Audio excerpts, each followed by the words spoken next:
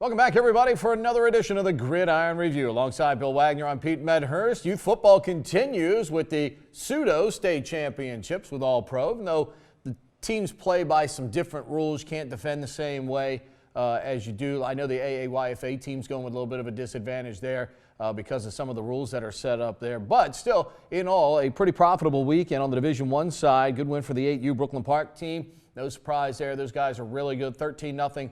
Victory in that one. Generals Highway played a great game with East Howard, only losing by a score of 7-6. And then in the Division II ranks, Arundel did really well with Brooklyn Park beating Falston 13-6. South River's team, which is excellent in the 11U, they beat the Delaware Ducks, quack, quack, 15-7. Upper Queen Anne's got by Delaware 21-20 in overtime, and Brooklyn Park gets a bye to the championship in the 14. So Brooklyn Park will play Edgewood in the Division I final coming up not this Saturday, but the following Saturday. First weekend of December. Yeah, which is the same weekend as the state football championships and high school football, ironically enough. The Division II championship will see Brooklyn Park take on the Huntingtown Hurricanes, another good group from down my way in southern Maryland.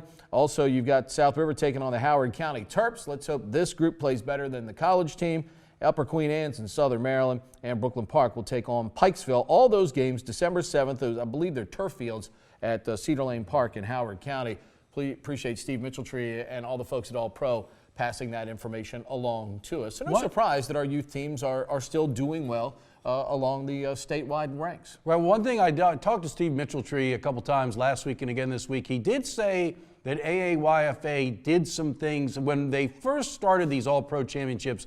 Anne Arundel was at a severe disadvantage. Steve Mitchelltree remembers playing a team that was like 2 years older in the state championship and getting waxed. So they have the Anne Arundel Youth Football Association has tailored their rules a little bit to make Anne Arundel a little more competitive. But you're right, it's not apples and apples. Every league from every county has their own different rules. And so when you get together, it's hard to make sure that your teams are playing on a level playing field. But we do seem to be doing a little bit better in the All-Pro championships here in recent years. Yeah, the biggest thing is some places you can be older, lighter, and play. In other words, if you're 75 pounds but you're 10, sometimes you can play in certain areas. Also, the way you defend. In other words, in the All-Pro, you can't really put anybody over the nose. Oh, I didn't know that. Yes, you can't do that. That's when somebody depends on playing on the nose. All of a sudden, you got to alter your defense a little bit. Put some teams, or at least they'll say it puts them at a disadvantage. Meanwhile, high schools. I don't know if anybody, in basketball we talk about it, if you're playing a team that loves to get up and down the field and can score at will, you want to play at a very slow pace, kind of like Virginia, like Liberty, two great defensive teams in basketball, but they play very slow. They walk the ball up the court. I don't know if you can play slow enough in football to slow Quince Orchard down. No. I mean, Arundel scored 32 points. Yeah. Austin Slide did well. They had a running back over 100 yards. Jordan Andrews. They did everything that you're supposed to do, to try and win a game like that. But, Quince Orchard just too much. They scored 60 points a game on everybody. Right. Well, they got a running back who's headed to Kent State, and he was apparently phenomenal, and they were unstoppable. It was 69 points.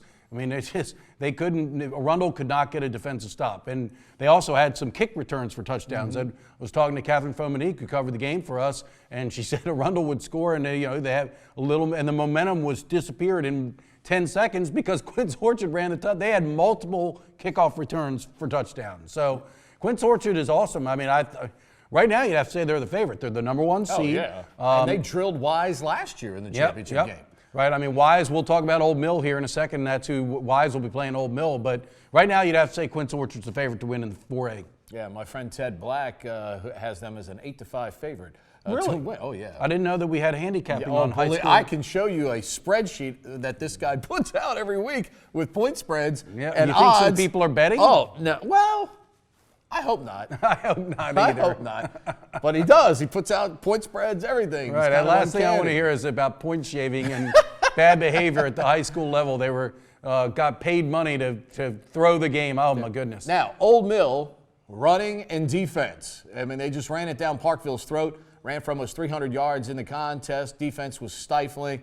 Mr. Thomas, Tull, and Graves ran for over 100, between the three of them, almost 300 Trey yards. Thomas Trey as well, Thomas. right? They got a three-headed. Trey Thomas, not Graves. Joey Graves, Trey Thomas, and Karan Tull. Three-headed monster. Yeah, and just fantastic. That's the way you've got to win against some of these high-powered teams. You can break a team's spirit. Old Mill did that the other day by just taking it right at Parkville and ending what has been one of the most historical seasons for Parkville High School. But remember back in week 1 we were talking about how some folks in the Old Mill community were a little bent out of shape, how they lost to Douglas 30-0. Well, they look like fools who's the now. last team Right. standing right now? Old Mill is going to the state semifinals against Wise 10-1 coming up team this week. Right.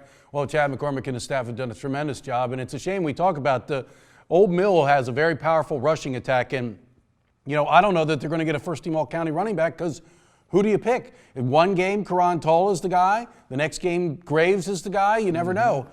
It's a shame because they don't have one standout. They have 3 guys that they spread the ball around. But they epitomize team. Exactly. Well, and here's who should be All-County, a lot of Old Mill offensive linemen. Because it doesn't matter who's in the backfield, they are successful. And Old Mill's offensive line is outstanding, and they probably will have several All-County guys. I know that the coaches picked their public school All-County, and I'm pretty sure Old Mill had a high number of linemen selected there. But also a shout out to the defense, because that's their first thing Graves said when he was interviewed by Bob Hoke, who covered the game for the Capitol. And Graves said, hey, shout out to the defense. They shut this team down, kept giving us the ball back, So defense, outstanding performance. They're going to need a defense against Wise. And Wise, we should mention, is coached by DeLon Parrish, who is a Severn native, played at Wake Forest. I wrote about him back in the day. DeLon is a great guy and has done an incredible job at Wise. Wise been perennial powerhouse. I mean, we're going on. He's got the Taj Mahal of all schools in PG County. Their campus is unlike any other in Prince George's County. You've got a lot of families that want to get into that area now. There's a lot of new housing in and around that area that has gone up, and it's really produced a lot of high-level talent, a lot of families who might otherwise go the private school route and have said, hey, let's relocate into that area of Upper Marlboro and in that area and get into Wise because the building is fantastic. So it's unlike anything else in Prince George's County, and they've put out a tremendous product, especially in basketball and football through several years now. Coming up, we'll take a look at the pros and the colleges. Big day for Malcolm Perry and the Navy offense this past week against SMU. We'll do that when we return. This is the Gridiron Review.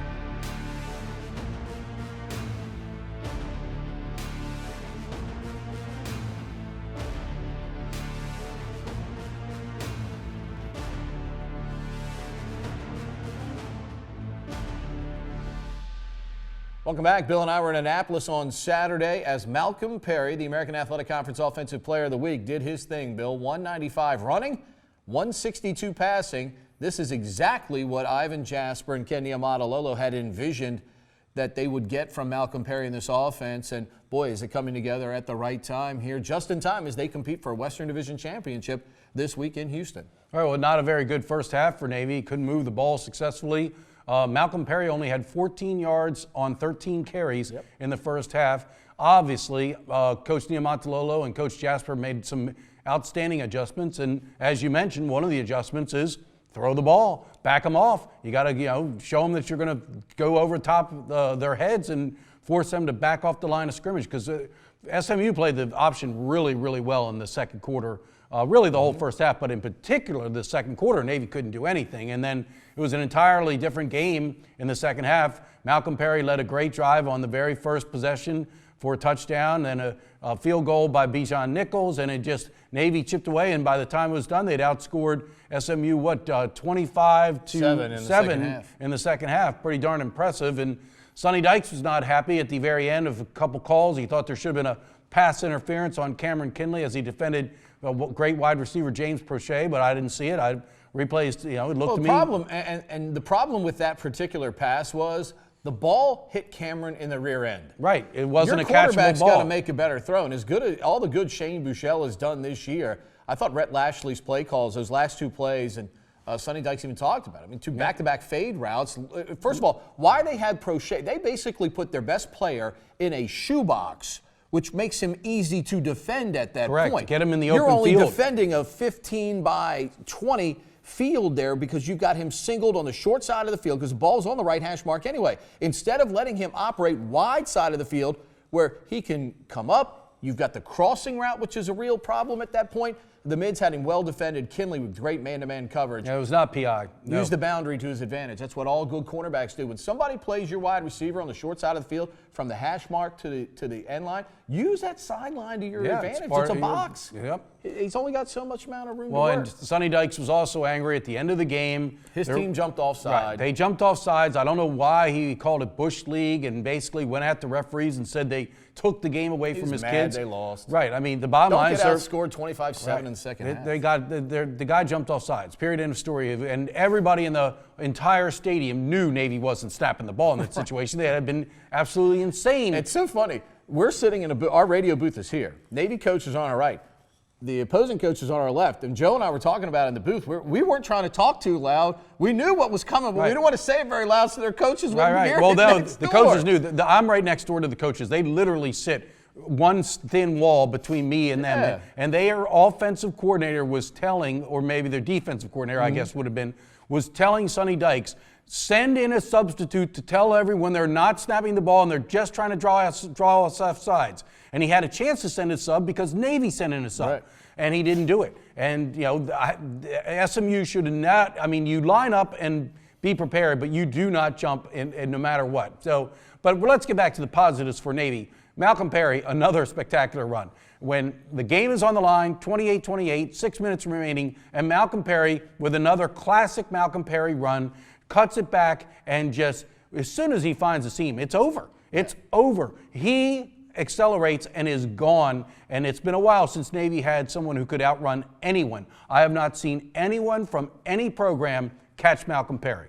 No, straight line speed, he is the bee's knees. 70 yards for the game-winning touchdown for the midshipmen, and a trip to Houston this week. Some good Mexican food this week. A lot on the line. Ooh. Cincinnati goes to the Liberty Bowl on Friday night. If Cincinnati beats Memphis, Navy has a chance to win the West. They would have to beat Houston, and they would have only one loss, which was to Memphis, and Memphis would have two. So Navy would be in the American Athletic Conference Championship game. Obviously, if Memphis beats Cincinnati, they're in because they have the tiebreaker over Navy. So a lot happening this weekend. The AAC championship picture will be resolved by Saturday evening. We got a late night game again. Ugh. How many 7 o'clock games have we had on the road, Pete? Too many, pal. Memphis. See, if Navy lost this week, we'd be playing at 4, but we wouldn't be playing for a title. Right. So Memphis, winning, Tulsa, they put us in prime time on ESPN2. Right. Memphis, Tulsa, Connecticut, and now Houston. 4 night games. Which means we're going to get home real late Sunday morning. Correct. Ooh, I don't like that. Maryland goes to Michigan State. What a way to end your season. Michigan State needs the win to be bowl eligible. They've had a terrible year in terms of Michigan State standards. Maryland, I'm not sure what that was on Saturday, losing to Nebraska, who's been struggling mightily. It wasn't like this was a juggernaut Nebraska team that came in. But we talk about recruiting. We talk about all these other great positions and all this other stuff. You can have 900 dudes on your team that can run in a straight line really fast. But if you don't have a quarterback, you can't win. I don't care what level of football you're playing. Maryland does not have quarterback play. No, but they used 4 of them in the game, and that shows you have none. If you're trying 4 different quarterbacks, now granted, they kept getting hurt. That's part of why they had to keep using different quarterbacks. But, that was awful. They had 2 weeks to prepare for this game. They are coming off a bye week. It's home. It's senior day. And that performance was awful. That does not speak well of the early era of Mike Loxley, that he could not get his team prepared and put on a better performance coming off a bye on senior day than that. Yeah, I would agree. Got to get a better offensive coordinator. Scotty Montgomery was miserable at East Carolina, and he hasn't been great here helping Loxley at the University of Maryland as well. He might be the fall guy for all of this lack of offense since the first 2 games. First 2 games scored 142 points. Since then, they've scored 145 total. Right, it's unbelievable. And, you wonder what happened, but obviously you mentioned the quarterback issues. People figured out, Josh Jackson just hasn't been the same since those first couple games. Anthony McFarland's been banged up. Right, well, and off the field issues now. This is the second time this season that they've had a player doing some bad behavior. They had Tayon Fleet-Davis, the running back, didn't play, and Loxley said just off-field issues. Well, we found out he got a driving under the influence and all sorts of other traffic violations. 7 total charges. Well, it was out at 4:30 in the morning. Nothing what good are you happens doing at 4:30 in the morning? Well, especially when you're playing on Saturday. What are you doing? Yeah. Good Lord, how did he get out? Normally Maryland stays in the local hotel on Friday nights, just like Navy does. How in the world did he get out? So, yeah, Loxley needs to get that corrected first. If you're trying to run a program, you got to have some standards and talk about character, and just like Ken Niumatalolo does all the time. I mean, there has to be consequences for this kind of stuff. Yeah, and what it does, unfortunately, it tarnishes recruiting. You've had some kids here, a handful of kids have decommitted from Maryland. They still may end up going back there, but unfortunately, Mike's now got to go re-recruit those kids. Yeah, he does. After verbally recruiting to play for the Terrapins. Pros, Rams and Ravens are going to play tonight when we're taping this, but hey, hail to the Redskins. They won a game. 4 field goals from Dustin Hopkins. 19-16, the Redskins beat the Detroit Lions, who were playing with a backup quarterback, Jeff Driscoll, the former Florida and Louisiana Tech Bulldog. Actually beat the Mids one year in the Armed Forces Bowl. That's right. Down in Texas. So that was a good game. 48-45, Louisiana Tech won that game. Yep. But, I mean, hey, for the Redskins, they kept on playing, played hard, and picked up a win. And obviously, all it does is cost you draft pick position, because right now the Redskins would be 4th. Giants are 2, Dolphins 3, behind, of course, the winless Cincinnati Bengals, who had the Steelers teetering until Mike Tomlin made the quality coaching move. He could tell this whole week had taken a toll on Mason Rudolph. Yep. He wasn't playing well, clearly wasn't focused, took him out, put my boy in from Samford, that's S-A-M. Hodges. F-O-R-D, Devlin Hodges, who once lit up Florida State in a ball game and one of the top throwers in the history of FCS. And he brought them from behind. By the way, did you see the stiff arm from James Washington? That was amazing. Yeah. Dude, Ooh. that guy from Cincinnati who rolled over backwards, he should say, Coach, I got to hand me. I can't go. I can't go. I got to go in the locker room and hide. That was a great stiff arm from James Washington on that 70-yard touchdown for the Steelers, which has them in the final playoff spot right now in the AFC. But Rams-Ravens got to stay on the winning track here as they try to catch the Patriots for the best record in the AFC. Right, well, we're going back to the Redskins for a second. We can't even have a win, a rare win for the Redskins without a little bit of controversy. Young rookie quarterback Dwayne Haskins, they need him to take a knee at the end of the game to run out the clock, and he's nowhere to be found. What's he doing? Taking selfies with the fans, which was nice. It was very... How about that? It was the guy's phone, too. It wasn't even... I mean, because obviously a player can't have a phone out there. It's against the rules. He took the guy's phone and was holding it. And they got a great photo of it. Somebody from the press, and so... But he was unavailable because he was taking selfies. Thought the game was over, and it wasn't, so they had to send the backup out there to take the knee.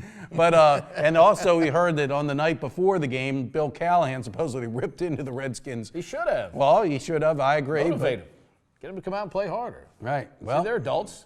You can yell at them. Don't yell at kids, but you can yell at the adults. Motivate them. That's all that motivates them, because all that motivates them, money. That's right. That'll do it for us this week. As always, our thanks. We want you to have a very happy and safe Thanksgiving. Good luck to all of our teams playing in the All-Pro State Championships. Good luck to Old Mill. Good luck to Old Mill as they'll head down the road to take on Wise. For Magic Mark behind the scenes, for Bill Wagner, I'm Pete Medhurst. Thanks for joining us. Happy Thanksgiving, everybody, on the Gridiron Review.